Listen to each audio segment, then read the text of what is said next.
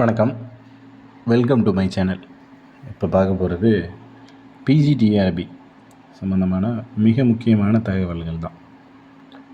Part A, part B mark, அதாவது part ஏல select ஆனவங்க பார்ட் பியில் செலக்ட் ஆவாங்களா, இல்லை பார்ட் ஏல கம்மியான மார்க் வாங்கினவங்க பார்ட் பிக்கு வேல்யூவேஷன் ஆகுமா அப்படின்ற தகவல், ப்ளஸ் கட் ஆஃப் மார்க் எப்படி இருக்கும், அதுக்கு அடுத்து வேக்கன்சி இன்க்ரீஸ் ஆகும் அப்படின்ற இந்த 3 விதமான தகவல்கள், ப்ளஸ் பிஜிடிஆர்பி டிஆர்பி போர்டு அடுத்தடுத்து என்னென்ன நிகழ்வுகள் இந்த பிஜிடிஆர்பி தேர்வில் நடக்க போகுது அப்படின்றத எல்லாத்தையும் இந்த ஒரு வீடியோவில் பார்க்க போகிறோம். நமக்கு எப்போதுமே டிஆர்பி தரப்பில் கடந்த முறை தேர்வுகள் நடந்தப்போ இந்த பார்ட் ஏ அண்ட் பார்ட் பியில் நிறைய பேர் செலக்டட் அப்படின்ற மாதிரி, அன்செலக்டட் அப்படின்ற மாதிரியான விஷயங்கள் கொடுத்துருந்தாங்க. அதாவது பார்ட் ஏல நம்ம மார்க், தமிழ் எலிஜிபிலிட்டி மார்க் அப்படின்றது வாங்கியிருக்கணும். ஸோ அந்த மார்க் வாங்கலை அப்படின்னா உங்களை ரிஜெக்ட் பண்ணிடுவாங்க. பார்ட் பி பேப்பர் வேல்யூவேஷனே ஆகாது. பேப்பர் வேல்யூவேஷன் ஆகாமல் உங்களுக்கு நீங்கள் செலக்ட் ஆகாமல் இருக்கிறதுக்கான வாய்ப்புகள் அப்படின்றது நடக்கும். இது ஒரு விதம். இந்த part A and part B இந்த ப்ராப்ளமில் யாரெல்லாம் உள்ளே வரமாட்டாங்க அப்படின்னா, பிடபிள்யூடி கேண்டிடேட்ஸ் யாராவது இருக்கீங்க அப்படின்னா அவங்களுக்கு இந்த தமிழ் எலிஜிபிலிட்டி டெஸ்ட் அப்படிங்கிறது கிடையாது. ஸோ நோட்டிஃபிகேஷனில் தெளிவாக ஒரு விஷயத்தை கொடுத்துருந்தாங்க. பிடபிள்யூடி கேண்டிடேட்ஸ் யாராவது அப்ளிகேஷன் போட்டு அந்த தேர்வு எழுதியிருந்தாங்க அப்படின்னா அவங்களுக்கு இந்த தமிழ் எலிஜிபிலிட்டி டெஸ்ட் அப்படிங்கிற ஒரு விஷயம் கிடையாது. அவங்க பார்ட் பி வேல்யூவேஷன் அதுக்கு போயிடலாம். அதனால் அவங்களுக்கு மட்டும் எக்ஸம்ஷன் இருக்குது. ஸோ அதை தெரிஞ்சுக்கிங்க. ஆனால் அந்த தகுதி மதிப்பெண்கள் அப்படின்னு ஒன்று இருக்குல்ல, மினிமம் குவாலிஃபிகேஷன் மார்க், அதில் எந்த சேஞ்சஸும் இருக்காது. அது கம்யூனிட்டி வைஸ் உங்களுக்கு என்ன சொல்லியிருக்காங்களோ, 75னா 75, 68னா 68, 60னா 60. ஸோ இது மினிமம் குவாலிஃபிகேஷன் மார்க். அது உங்கள் சப்ஜெக்ட் பேப்பரில் இந்த மார்க் கம்பல்சரி எடுத்துருக்கணும். அது எடுக்கலை அப்படின்ற பட்சத்தில் உங்கள் பேப்பர் வேல்யூவேஷன் ஆகாது. ரெண்டுமே இந்த 2 காரணங்களால் உங்களுக்கு வேல்யூவேஷன் ஆகாமல் போகிறதுக்கான வாய்ப்புகள் இருக்குது. ஓகே, நான் பார்ட் ஏல மார்க் இவ்வளோ எடுத்துட்டேன், அதுக்கு தேவையான மார்க் எடுத்துட்டேன். பார்ட் பியில் ரொம்ப கம்மியாக இருக்கேன் அப்படின்னா உங்கள் பேப்பர் வேல்யூவேஷன் ஆகும். பட் உங்களோட நீங்கள் செலக்டட் கேண்டிடேட் லிஸ்ட்டில் பேர் வராது. மினிமம் குவாலிஃபிகேஷன் மார்க்கை விட கம்மியான மார்க் இருக்கீங்க அப்படின்ற காரணத்தினால பேர் வராது. பட் பார்ட் ஏல தமிழ் எலிஜிபிலிட்டி டெஸ்ட்டில் நீங்கள் பாஸே ஆகலை அப்படின்னா பார்ட் பி நீங்கள் அங்கே ஃபுல் மார்க் போட்டு வந்தாலும் சரி, 150க்கு 150 கொஷின்ஸ் கரெக்டாக போட்டிருந்தாலும் உங்கள் பேப்பரை கரெக்ஷனே பண்ண மாட்டாங்க, அந்த பேப்பரை திருத்தவே மாட்டாங்க. ஸோ அது டோட்டலாக அந்த இடத்துலையே கொலாப்ஸ் ஆகிடும். பார்ட் ஏ இந்த மாதிரி தகுதி மதிப்பெண்கள் வாங்கலை இந்த நபர் அப்படின்ற மாதிரி உங்களோட ரிசல்ட்டில் காமிச்சிடும். இப்படி இந்த மாதிரி கடந்த முறையில் இந்தந்த கேண்டிடேட்ஸ் இன்எலிஜிபிள் ஆகிறதுக்கான வாய்ப்புகள் அப்படின்றது இருந்துச்சு. ஸோ அடுத்து பார்த்தீங்க அப்படின்னா, கடந்த தேர்வுகள்லேயும் இருக்கக்கூடிய இன்னும் மற்ற தேர்வுகள்லேயும் சேர்த்து அந்த தகவல்கள் தான் நம்ம அதை பேஸ் பண்ணி தான் இந்த விஷயங்கள் அப்படிங்கிறது உங்களுக்கு கொடுக்குறோம். Vacancy increase. ஸோ இந்த வேக்கன்சி இன்க்ரீஸ் ஆகுமா அப்படின்னு கேட்டிங்கன்னா, ஒரு சில முறைகளில் முதல் நாள், அதாவது ரிசல்ட்டு நாளைக்கு வருது அப்படின்னா இன்றைக்கி நைட்டு வேக்கன்சி இன்க்ரீஸுக்கான அனௌன்ஸ் கொடுத்துட்டு அதுக்கு வேக்கன்சி இன்க்ரீஸ் பண்ணியிருக்காங்க. இந்த விஷயம் நடந்திருக்கு. தேர்வு எழுதின நம்ம நிறைய பேருக்கு தெரியும். இந்த முறை தேர்வு எழுதுகிற நிறைய பேருக்குமே இந்த விஷயம் தெரியும். ஸோ அதனால் வேக்கன்ட் இன்க்ரீஸ் அப்படிங்கிறது அது ஒரு வலுவான ஒரு கோரிக்கையாக தான் இப்போ போய்கிட்டுருக்கு. என்ன மாதிரியான கால சூழ்நிலையில் நம்ம இருக்கோம் அப்படிங்கிறது உங்களுக்கு எல்லாருக்குமே தெரியும், அதை சொல்ல வேண்டிய அவசியம் இல்லை. ஸோ இந்த சூழ்நிலையில் வேக்கன்சி இன்க்ரீஸ் ஆகலை அப்படின்னா வேறு எப்போ அப்படிங்கிறது தான். ஸோ அதனால் 100% வேக்கன்சி அப்படின்றது இன்க்ரீஸ் ஆகும். அதை பற்றி நீங்கள் வந்து கவலைப்படவே தேவையில்லை. பட் எந்த அளவுக்கு, எத்தனை வேக்கண்ட் அப்படிங்கிறது ஒரு கேள்விக்குறி தான். ஏன்னா நமக்கு வந்து பர்டிகுலராக இவ்வளோ வேக்கண்ட் இன்க்ரீஸ் ஆக போகுது அப்படின்ற மாதிரி எந்த ஒரு தகவலும் கிடைக்கல. பட் வேக்கன்சி இன்க்ரீஸ்க்கான ப்ராசஸ், அதாவது எங்கே, எந்த ஸ்கூலில், எந்த இடத்துல எவ்வளோ வேக்கண்ட் இருக்குது, இப்போ பற்றாக்குறை ஆசிரியர்கள் எவ்வளோ நபர்கள் அப்படின்ற லிஸ்ட் கேட்டிருக்காங்க அப்படின்ற மாதிரியான தகவல்கள் சொல்லியிருக்காங்க. ஸோ மேபி நமக்கு வந்துட்டு இதில் அடுத்த கட்டமாக போகிறதுக்கு, அதாவது வேக்கன்சி இன்க்ரீஸ் அடுத்த லெவலுக்கு போகிறதுக்கான வாய்ப்பு அப்படின்றது இருக்குது. மேக்ஸிமம் வந்து நமக்கு ரிசல்ட்டுக்கு ஒரு நாள் முன்னாடி கொடுத்தாலும் ஓகே, இல்லை 1 மணி நேரத்துக்கு முன்னாடி கொடுத்தாலும் ஓகே. பட் நம்ம எதிர்பார்க்குறது ஒன்றே ஒன்று தான், இருக்கக்கூடிய வேக்கன்சி, அதாவது இருக்கக்கூடிய பணியிடம், காலி பணியிடங்களை காலியாகவே வைக்காமல் தகுதி வாய்ந்த ஆசிரியர்களை கொண்டு நிரப்பணும் அப்படிங்கிறது தான் நம்மளுடைய ஒரு மிகப்பெரிய ஒரு கோரிக்கையாக இருக்குது. ஸோ அதனால் மேபி வந்து நமக்கு நல்லது நடக்கிறதுக்கான வாய்ப்புகள் அப்படின்றது பிரகாசமாக இருக்குது. அதில் எந்த ஒரு மாற்று கருத்துக்களோ சந்தேகமும் இல்லை அப்படிங்கிறது தெரிஞ்சுக்கணும். அடுத்த விஷயம் கட் ஆஃப் மார்க். ஸோ இந்த கட் ஆஃப் மார்க் பொறுத்தளவுக்கு நம்ம நிறைய வீடியோக்கள் சொல்லிட்டோம், நிறைய வீடியோக்களில் பேசியிருக்கோம், சொல்லியிருக்கோம். அதாவது தகுதி மதிப்பெண்கள் அப்படிங்கிறது ஒரு மார்க் இருக்குது. 60, 68, 75 அப்படின்றது கம்யூனிட்டி பேசிஸில் பிரியும். அதையும் நிறைய வாட்டி சொல்லியாச்சு, அதுக்கு தான் ஷார்ட்டாக சொல்லி முடிக்கிறேன். 60, 68, 75 அப்படிங்கிறது தகுதி மதிப்பெண்கள் அப்படிங்கிறது தெரியும். இந்த தகுதி மதிப்பெண்களை தாண்டி உங்களுக்கு தகுதி மதிப்பெண்கள் 60 இருக்குது அப்படின்னா ஒரு 10லிருந்து 15 மதிப்பெண்கள், 70 to 75 மார்க் எடுத்தால் எதிர்பார்க்கலாம். இல்லை எனக்கு வந்து தகுதி மதிப்பெண்களே 75 அப்படின்னா நீங்கள் ஒரு 85 to 90 மார்க் எடுத்திருக்கேன், எனக்கு வந்து இவ்வளோ கொஷின்ஸ் கரெக்டாக இருக்குது அப்படின்னா எதிர்பார்க்கலாம். இல்லை எனக்கு 68 தகுதி மதிப்பெண்கள் அப்படின்னா நீங்கள் 78 to 83 இந்த மார்க் எடுத்திருக்கீங்க அப்படின்னா வெயிட் பண்ணி பார்க்கலாம். இதுதான் நம்ம சொல்கிறோம், தொடர்ச்சியாக சொல்லிக்கிட்டு இருக்கிற ஒரு விஷயம். உங்களுடைய தகுதி மதிப்பெண்கள் என்ன அப்படிங்கிறதுல உங்களுக்கு தெளிவாக ஒரு கிளாரிட்டி அப்படின்றது இருக்கணும். அந்த மார்க்லேருந்து 10 to 15 அப்படிங்கிறது இருந்தால் போதும். நீங்கள் வந்துட்டு நிறைய பேர் சொல்லுவீங்க, இல்லை 100 எடுத்திருக்காங்க, 95, 99, 100, 100க்கு மேலே 110 அப்படின்லாம் சொல்லுவீங்க. ஓகே, 110 எடுத்துருக்கட்டும், எடுத்தவங்க ஜென்ரல் கேட்டகரியில் போகட்டும். அதில் எதுக்கு அப்புறம் 31% ரிசர்வேஷன் கொடுத்துருக்காங்க? இந்த மாதிரி யாராவது போக தானே. ஸோ அவங்க எல்லாம் போகட்டும், அந்த ஜென்ரல் கேட்டகரியில் அவங்க எல்லாரும் வேலைக்கு போகட்டும். அதுக்காக தான் நமக்கு அந்த ரிசர்வேஷன் அப்படின்றது பிரிச்சுருக்காங்க. ஹை மார்க் எடுத்தவங்க ஜென்ரலில் போகட்டும், அதுக்கு கீழே நம்ம சொன்ன மதிப்பெண்கள் எடுத்த நபர்கள் நீங்கள் அப்படின்னா நீங்கள் கம்யூனிட்டி பேசிஸில் உங்களோட கம்யூனிட்டியில் உள்ளே போங்க. அதை தான் நம்ம நிறைய வீடியோக்களில் சொல்லிட்டோம். பட் இருந்தாலும் மறுபடியும் நமக்கு வந்து கட் ஆஃப் மார்க் எந்த ரேஞ்சில் இருந்தால் கிடைக்கும் அப்படின்ற ஒரு குழப்பம் அப்படிங்கிறது எப்போதுமே இருந்துக்கிட்டு இருக்குது. ஓகேங்களா? ஸோ கட் ஆஃப் மார்க் அப்படிங்கிறத கொஞ்சம் டீட்டெயில்டாக கடைசியாக பார்ப்போம் இதே வீடியோவில்.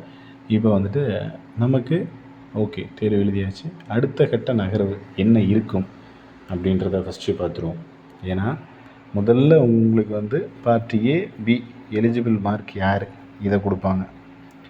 அதுக்கப்புறம் உங்களுடைய மதிப்பெண்களும் சிவி சர்டிஃபிகேட் வெரிஃபிகேஷன் இதுக்கு போகிற லிஸ்ட்டு இது கொடுப்பாங்க. அதாவது இது எல்லாமே ஒரு வார கால இடைவெளியில் கூட நடக்கலாம். ஏன்னா ஒரு சில வருடங்களில் நடந்த தேர்வுகளில் இந்த மாதிரி ஒரு வார காலம், 10 நாள், 2 வாரத்தில், 3 வாரத்தில்னு இந்த விஷயங்கள் எல்லாமே நடந்திருக்கு. ஸோ இதுக்கு முன்னாடி நடக்காத ஒரு விஷயம் இல்லை. அப்படி இதுக்கு முன்பெல்லாம் பார்த்தீங்கன்னா 1 வாரம், 2 வாரத்தில், 3 வாரத்திலலாம் ரிசல்ட் பப்ளிஷ் ஆகி அடுத்தடுத்த நகர்வு அப்படின்றது போய்கிட்டே தான் இருக்குது. நமக்கு ஃபைனல் ஆன்சருக்கு வந்ததுக்கு பிறகு உங்களுக்கு வந்துட்டு அடுத்தடுத்து ப்ராசஸ் அப்படின்றது கொஞ்சம் சீக்கிரமாகவும் வேகமாகவும் நடக்கும் அப்படிங்கிறதுல எந்த சந்தேகமும் இல்லை. அடுத்து வந்து பார்த்திங்க அப்படின்னா சிவி லிஸ்ட் கொடுப்பாங்க. ஸோ சிவி அட்டன் பண்ணணும். சிவி பொறுத்தளவுக்கு பார்த்திங்க அப்படின்னா 1:1.25 அப்படிங்கிற ரேஷியோ. அதாவது 4 வேக்கன்சிக்கு 5 நபர்கள் அப்படிங்கிறது தான் இந்த ரேஷியோ.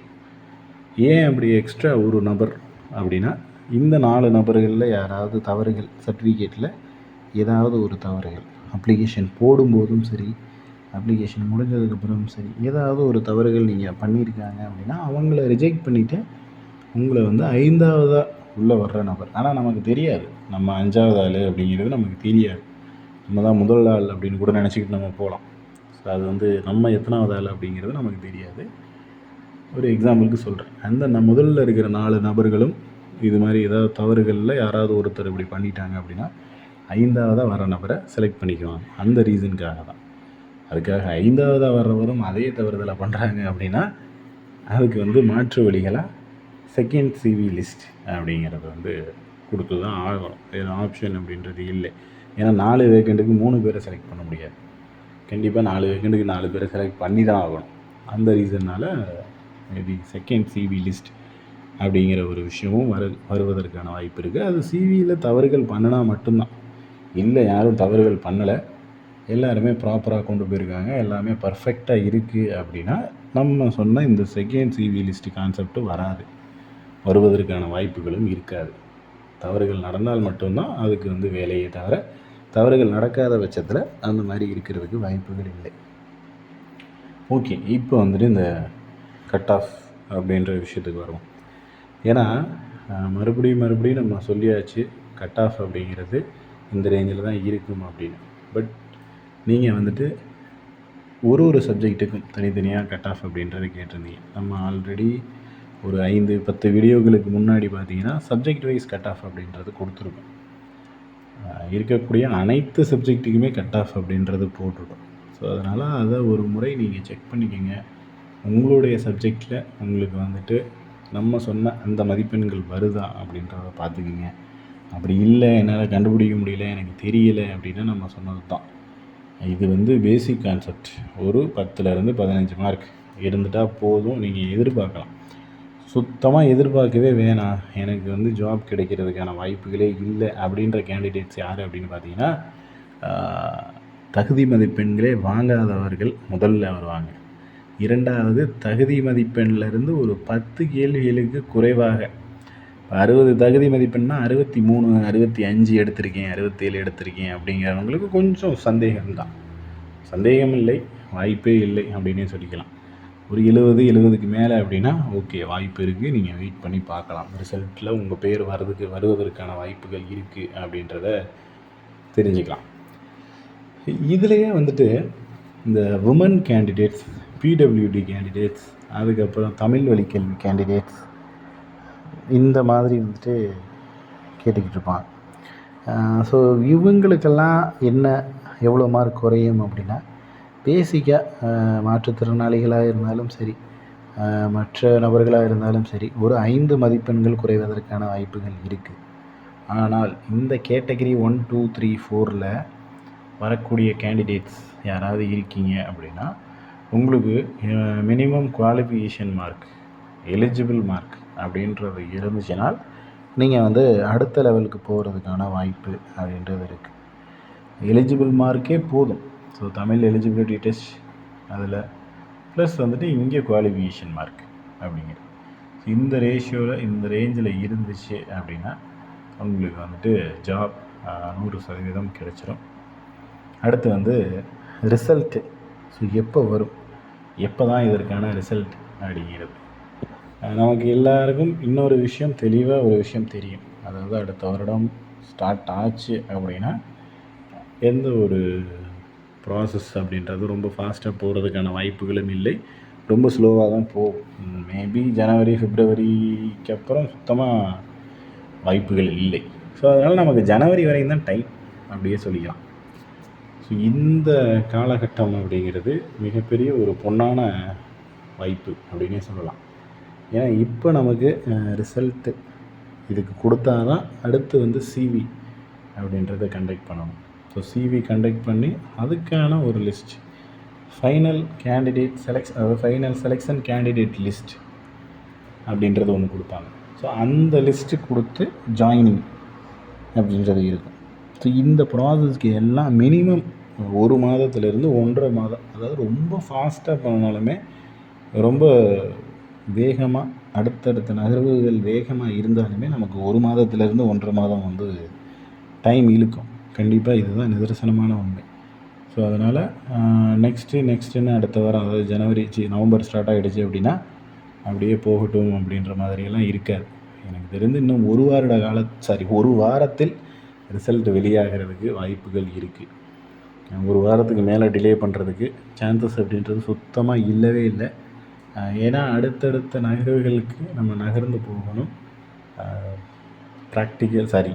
சிவி அப்படின்றத அட்டன் பண்ணணும். சிவி அட்டன் பண்ணினா தான் நம்ம செலக்டட் லிஸ்ட்டு யார் அப்படின்றது தெரியும். செலக்டட் டீச்சர்ஸ் யாரெல்லாம் அப்படின்னா அவங்க வந்து அங்கே ஜாயினிங் அந்த ப்ராசஸ் இருக்கும். ஸோ இது எல்லாம் முடித்து அது எல்லாமே டிசம்பருக்குள்ளே முடிச்சிடுவாங்க. முடிக்கிறதுக்கான ப்ராசஸ் தான் போய்கிட்டுருக்கு. அந்த ரீசன்னால் நமக்கு டிசம்பர் உள்ளனா இன்னும் கரெக்டாக 55 நாட்கள் இருக்குது. ஸோ இந்த 55 நாட்களில் அனைத்து வேலைகளையுமே சொன்ன அனைத்து வேலைகளையுமே முடித்து ஜாயினிங் அப்படின்றது இருக்குங்கிறதுல எந்த சந்தேகமும் இல்லை. ஏன்னா அடுத்த வருடம் ஸ்டார்டிங்கிலேருந்தே எதுவுமே பெருசாக ப்ராசஸ் அப்படின்றது பண்ண முடியாது. அடுத்தடுத்த நகர்வுகளுக்கு போகிறதுக்கான வாய்ப்புகளும் இருக்காது ஜனவரிக்கு அப்புறம்.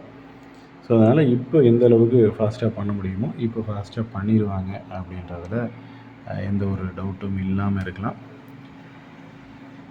அதே போல் பல்வேறு விதமான தகவல்கள் அப்படின்றத நம்ம இதில் ஷேர் பண்ணிக்கிட்டே தான் இருக்கோம். ஸோ தொடர்ச்சியாக உங்களுடைய சந்தேகங்கள் ஏதாவது இருந்துச்சு அப்படின்னாலும் அதையும் கீழே கமெண்ட் செக்ஷனில் சொல்லுங்கள். நம்ம உங்களுடைய சந்தேகங்கள் என்ன அப்படிங்கிறதையும் கேட்டு அதற்காக ஒரு தனியாக வீடியோ அப்படின்றதும் கொடுத்துருவோம். ஏன்னா நிறைய பேருக்கு நிறைய சந்தேகங்கள் ஏற்படும். ஸோ எல்லாருடைய சந்தேகங்களும் டைரெக்டாக தீர்ப்பதற்கு பதிலாக வீடியோ மூலிமா சொல்கிறோம் அப்படின்னா அது ரிலேட்டடான டவுட்ஸ் அப்படின்றது வேறு யாருக்காவது இருக்கும்.